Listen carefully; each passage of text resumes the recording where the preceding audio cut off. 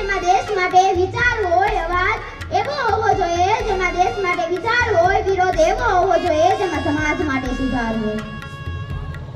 અત્યારે આપણે 15મી ઓગસ્ટની ઉજવણી કરીએ છીએ, પરંતુ તે ઉજવણી ત્યારે જ સાચી થશે જ્યારે કોઈ દીકરીને પોતાના સપના માટે લડવું ન પડે, જ્યારે કોઈ ગરીબ બાળકને શિક્ષણથી વંચિત ન રહેવું પડે અને આપણે ધર્મ અને જાતિ માટે ઊભા થઈને કહી શકીએ, મારી ઓળખ પહેલા હું ભારતીય છું.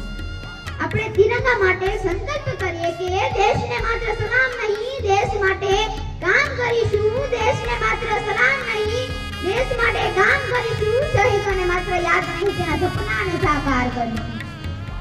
અંતે માત્ર હું બે જ પંક્તિ કહીશ કે શહીદોની ચિતા પર મેળા ભરવા સહેલા છે, શહીદોની ચિતા પર મેળા ભરવા સહેલા છે, પરંતુ તેના સપનાઓનું ભારત બનાવવું મુશ્કેલ જ છે. ચાલો આપણે સંકલ્પ કરીએ કે હવેથી આપણે કોઈ પણ પરિસ્થિતિ નહીં ડરીએ, કારણ કે આપણે એ ભારતીય યુવાઓ છીએ જેને ભગતસિંહ જેવા મહાન નેતા